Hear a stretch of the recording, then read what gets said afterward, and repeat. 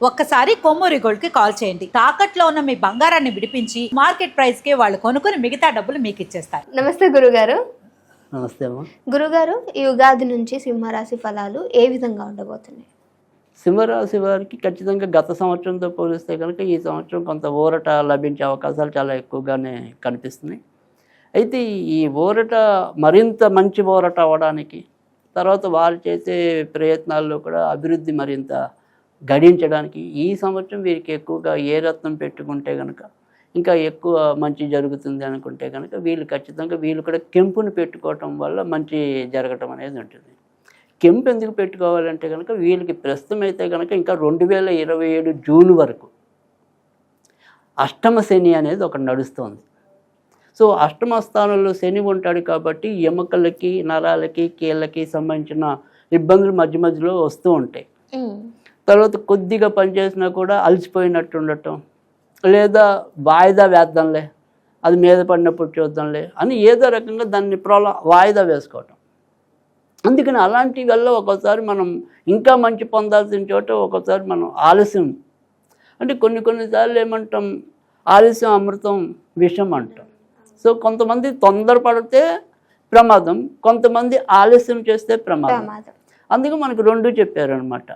So నిదానంగా ఉండమని చెప్పారు, ఆలస్యం అమృతం అని కూడా చెప్పారు.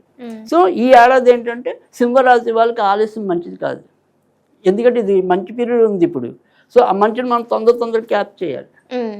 సో అందుకని ఈ ఏడాది సింహరాశి వాళ్ళు కనుక మరింత పట్టుదలగా పనిచేసినట్టయితే కనుక చాలా చక్కటి విజయాలు పొందడానికి ఈ ఏడాది అనుకూలంగా ఉంది సింహరాశి వాళ్ళకి. తర్వాత భార్యాభర్తల మధ్య ఉండే చిన్న చిన్న వైరుధ్యాలు కూడా ఈ ఏడాది సమసిపోతాయి. ముఖ్యంగా డిసెంబర్ తర్వాత నుంచి అంటే ఇప్పుడు ఏదైనా సరే వృత్తి ఉద్యోగాల రీత్యా కూడా భార్య ఒక చోట పనిచేస్తూ భర్త ఒక చోట పనిచేస్తూ ఉన్నా, లేదు భర్త విదేశాల్లో ఉండి భార్య ఇక్కడ ఉండి ఇబ్బంది పడుతున్నా, ఇలాంటివి ఏమైనా సరే భార్యల భర్త మధ్యన ఉండే సంయోగం అనేది ఏదైతే ఉంటుందో అది డిసెంబర్ నుంచి చాలా చక్కగా వాళ్ళిద్దరు అన్యోన్యత మరింత పెరగడానికి, అలా ఏదైనా సరే ఇద్దరు వేరు చోట్ల ఉంటే కనుక మళ్ళీ వాళ్ళిద్దరు దగ్గర అవ్వడానికి, ఇలాంటి మంచి ఫలితాలన్నీ కూడా వాళ్ళకి డిసెంబర్ తర్వాత గోచారంలోకి రావటం అనేది ఉంటుంది. సో మొత్తం మీద ఎలా చూసుకున్నప్పటికీ కూడా సింహరాశి వాళ్ళు గతంలో ఆగిపోయిన పనులు ఏమన్నా కూడా అవి ఏడాది ముందుకెళ్ళటం అనేది ఉంటుంది. అయితే విదేశాలకి వెళ్ళాలి అనుకునే ప్రయత్నాలు మాత్రం డిసెంబర్ లోపే చేసుకోవటం మంచిది. డిసెంబర్ నుంచి కొద్దిగా విదేశాలకి వాటికి వెళ్ళాలి అనుకుంటే అంత ఈజీ ఉండదు. సో అందుకని విదేశాలకి వెళ్దామనే కోరిక ఏదైనా ఉంటే మాత్రం దానికి సాధ్యమైనంత వరకు డిసెంబర్ లోపే ప్రణాళిక రచించుకోవటం అనేది అవసరం అన్నమాట. ఇక సంతానపరంగా ఉండే ఏదైనా సరే అంటే విద్యార్థులు, వాళ్ళ సంతానంలో విద్యార్థులు అంటే పిల్లలు మనకి చదివే వాళ్ళు ఉంటే కనుక వాళ్ళు కూడా అభివృద్ధిలోకి రావటం అనేది ఉంటుంది. అయితే ఇక్కడ వివాహానికి విషయంలో మాత్రం అంటే పెళ్ళి కావాల్సిన పిల్లలు ఎవరైనా సరే సింహరాశిలో ఉంటారో ఈ ఏడాది కూడా బాగా కష్టపడితే తప్ప పెళ్ళి కష్టం ఉంది. ఎందుకంటే వీళ్ళకి వివాహకారకుడు శని అయ్యి ఉండి అక్కడ ఆయన అష్టమంలో ఉన్నాడు. సో అందుకని ఒక్కోసారి సంబంధాలు దగ్గర వచ్చి కుదరకపోవటం, లేదు ఈ పిల్లలే ఒక్కోసారి ఈ ఏడాది చేసుకుంటాలే పై ఏడాది చేసుకుంటాలే అని వాయిదాలు వేస్తూ ఉండటం. అందుకని అవి ఏంటంటే పీటల దాకా ఎక్కడం అనేది కొద్దిగా కష్టం ఉంది.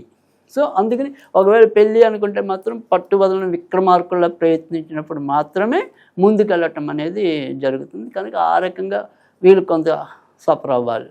సో వివాహం కావాలనుకునే వాళ్ళు మాత్రం మంచి కృషి చేయండి. అది ఇంకా మిగతా విషయాల్లో మాత్రం అభివృద్ధి చాలా బాగుంది. ఓకే, ఈ సింహరాశి వారు కెంపుని ఏ సమయంలో ధరించాలి అంటారు? అయితే వీళ్ళు కూడా కెంపు ఎప్పుడైనా ఎవరికి వచ్చినప్పటికీ కూడా దాన్ని ఆదివారం పూట ధరించడం అనేది అవసరం. అయితే ఈ కెంపు వీళ్ళు ఆదివారం పూట ధరించవలసిన వీళ్ళు మాత్రం ఏంటంటే ఏదైనా సరే శ్రీరామచంద్రుడికి అంటే శ్రీరాముడికి పూజ చేసి పెట్టుకున్నట్టయితే కనుక మరిన్ని మంచి ఫలితాలు రావటం అనేది ఉంటుంది. సో ఆ రకంగా సింహరాశి వాళ్ళు ధరిస్తే మంచి ఉంటుంది. ఓకే గురువు గారు, నమస్తే.